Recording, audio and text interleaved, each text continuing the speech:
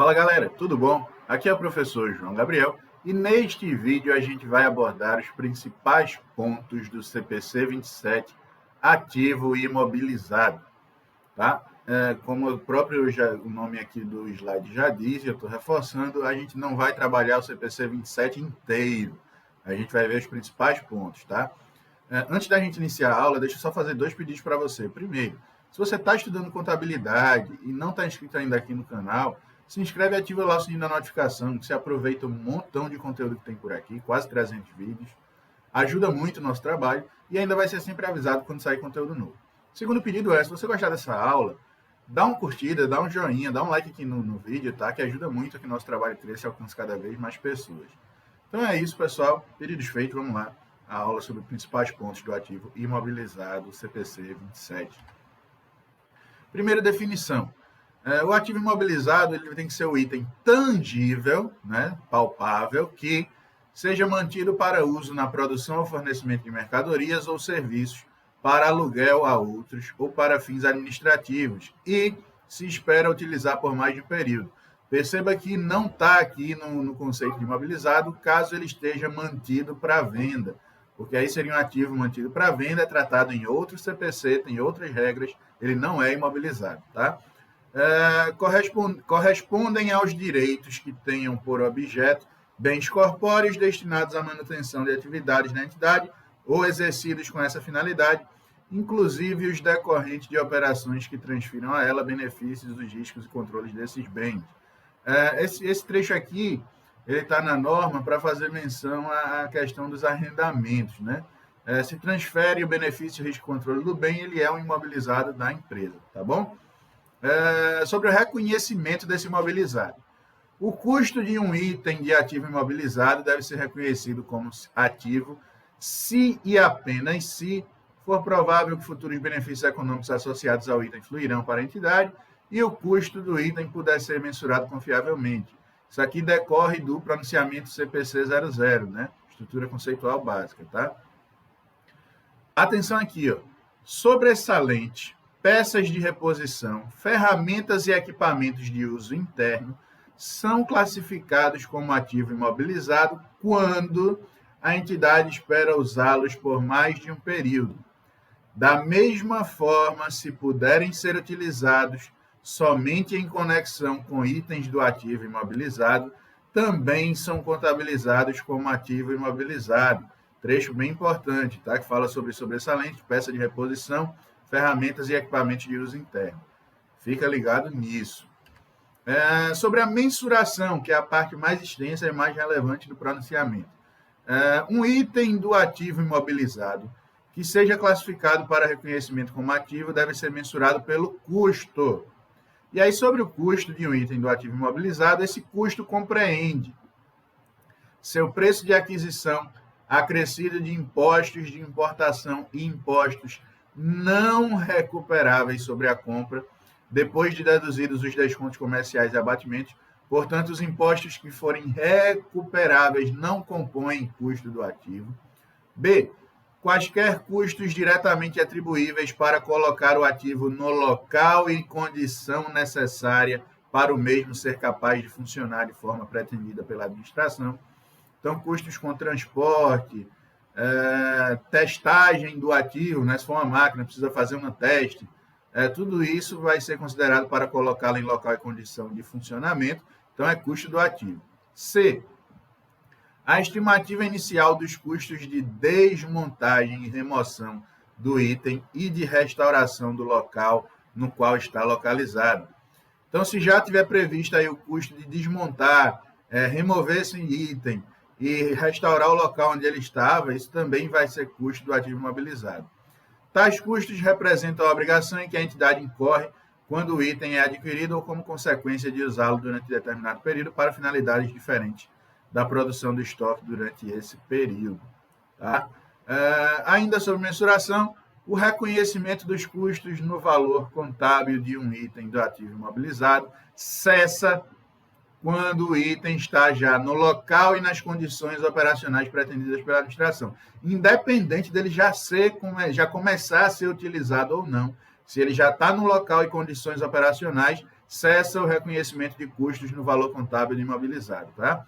Portanto, custos incorridos no uso ou transferência ou reinstalação de um item não são incluídos no seu valor contábil, como, por exemplo, custos incorridos durante o período em que o ativo capaz de operar nas condições pretendidas pela administração não é utilizado ou está sendo operado com capacidade inferior à sua capacidade total. Isso não é custo do imobilizado, tá? B. Prejuízos operacionais iniciais, tais como os incorridos enquanto a demanda pelos produtos do ativo é estabelecida. Isso também não é custo do ativo. E C. Custos de realocação ou reorganização de parte ou de todas as operações da entidade. Isso também não compõe custo do ativo. Então, se o ativo está em local e condições operacionais, os custos que vierem aí depois disso não são reconhecidos no valor contábil do ativo, tá? Ainda, o custo de ativo construído pela empresa determina-se utilizando os mesmos princípios de um ativo adquirido.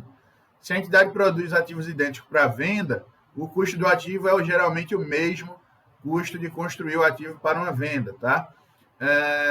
Ainda, um ativo imobilizado pode ser adquirido por meio de permuta por ativo não monetário ou conjunto de ativos monetários e não monetários. Quando isso acontecer, quando houver permuta, o custo do item do imobilizado vai ser mensurado pelo valor justo. Essa é a regra, né? E aí tem que ver a CPC de valor justo. Exceto se A, a operação de permuta não tenha natureza comercial, ou B, o valor justo do ativo não pode ser mensurado com segurança. Essas são as exceções, tá? Se o ativo não for mensurável a valor justo, o custo é determinado pelo valor contábil do ativo que foi cedido em troca. Tá bem? Ainda sobre mensuração, após o reconhecimento como ativo, um item do ativo imobilizado deve ser apresentado ao custo, menos qualquer depreciação, e também sofre influência da perda por redução a valor recuperável acumulado. Que aí, para isso, tem que ver o pronunciamento CPC 01, tá? Então, o imobilizado, ele passa por essa perda por redução a valor recuperável. Então, aplica-se CPC 01 ao imobilizado, além, claro, das deduções por depreciação. Cada componente de um item do ativo imobilizado com custo significativo em relação ao total deve ser depreciado separadamente. E aí vai caber à empresa distinguir o que é valor significativo ou não, né? O valor depreciável de um ativo é determinado após a dedução do seu valor residual. Então, se eu tenho um ativo no valor de 2 milhões, mas eu sei que 300 mil ele ainda vai valer depois da vida útil todinha dele, então o valor depreciável é 1.700.000, tá? Porque eu tenho que deduzir o valor residual para chegar nesse valor depreciável. A vida útil de um ativo ela é definida em termos da utilidade esperada do ativo para a entidade, e a estimativa da vida útil é uma questão de julgamento, baseado na experiência da entidade com ativos semelhantes. E aí um ponto importante sobre terrenos.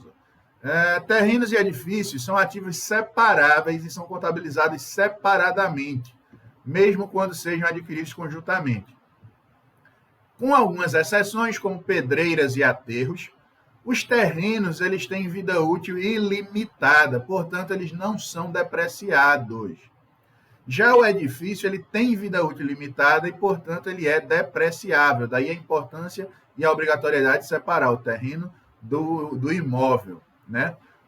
O aumento de valor de um terreno no qual o edifício esteja construído não vai afetar o valor do edifício, vai afetar o valor do terreno, não do edifício em si, tá? Então, se você compra um imóvel e o terreno junto, separa o terreno do imóvel, primeiro, porque o terreno não tem vida útil limitada, né? Segundo, o terreno tende a se valorizar e essa valorização não afeta o imóvel em si, tá? Então, é importante essa observação que está no CPC 27, de que o terreno fica separado do imóvel que nele estiver junto, porventura, tá bem?